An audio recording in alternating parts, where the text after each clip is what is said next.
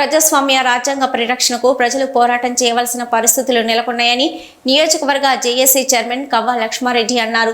మంగళవారం రోజున కోహెడ మండల కేంద్రంలో రాజ్యాంగ పరిరక్షణ యాత్ర నిర్వహించి అంబేద్కర్ విగ్రహానికి పూలమాలలు వేసి నివాళులర్పించారు.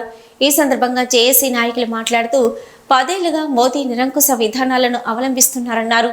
రైతులు, కూలీలు, నిరుద్యోగ తదితర సమస్యలను పరిష్కరించకుండా ఓటర్ల దృష్టిని మరల్చడానికే దేవుని ముందుకు తెచ్చారన్నారు.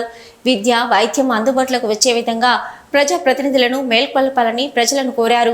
ఈ కార్యక్రమంలో జేఏసీ చైర్మన్ లక్ష్మారెడ్డి, కోఆర్డినేటర్ మేకల వీరన్న, సారయ్య, తిరుపతి, శ్రీనివాస్, వెన్నరాజు, మందు ధర్మయ్య, జేఏసీ నాయకులు తదితరులు పాల్గొన్నారు.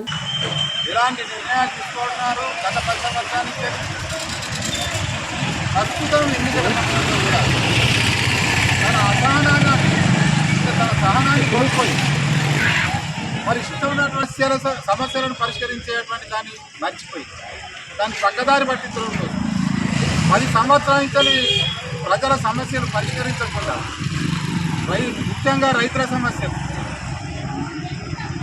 నిరుద్యోగుల సమస్యలు, యువకుల సమస్యలు, ఉపాధి అవకాశాలు, ఇక్కడ ఉన్నటువంటి పరిశ్రమలను, కొత్త పరిశ్రమలు నెలకొల్పడం, ఇవన్నీ ఏమీ చేయకుండా ఒక భ్రమలు కల్పించి విదేశీ కార్పొరేట్ వ్యవస్థలకు ఊడిగం చేసే పద్ధతిలో గుజరాతీ పెట్టుబడిదారులకు, ఆదాని, అంబానీ లాంటి పెట్టుబడిదారులకు లాభం చేకూర్చే విధంగా లక్షల కోట్ల రుణాలు మాఫీ చేస్తూ ఒకవైపు, మరోవైపు వాళ్ళకు అనేక సబ్సిడీలు ఇస్తూ మొత్తం ఇక్కడ ఉన్నటువంటి పరిశ్రమలు, గతంలో ఉన్నటువంటి పరిశ్రమలన్నింటినీ కూడా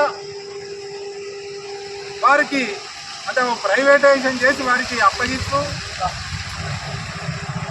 ప్రజల యొక్క ఉపాధి అవకాశాలను దిగజారుతున్నటువంటి మోడీ ప్రభుత్వం మరోసారి నేనే ప్రధాని కావాలనేటువంటి ఒక అహంకారపూరితమైనటువంటి ఉద్దేశంతో ఇవాళ ప్రజల మధ్య చిచ్చు పుట్టిస్తూ ఉన్నాడు, విభజిస్తూ ఉన్నాడు.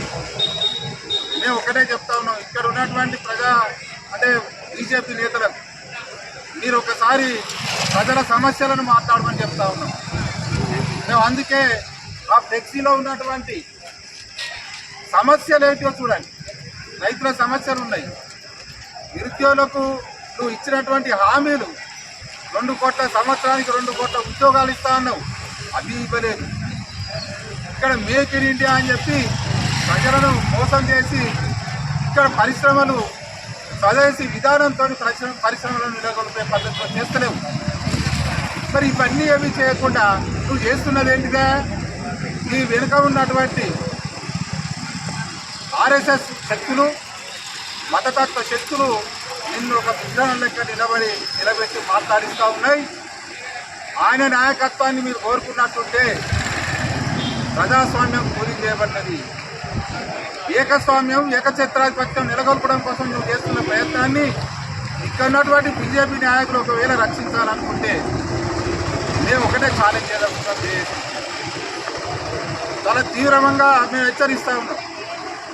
ఒక నిర్ణయం, ఒక దృఢమైనటువంటి నిర్ణయం కూడా తీసుకోవాల్సిన పరిస్థితి ఆసన్నమైంది నిన్నటి వాటి సన్నివేశాలు చూస్తే.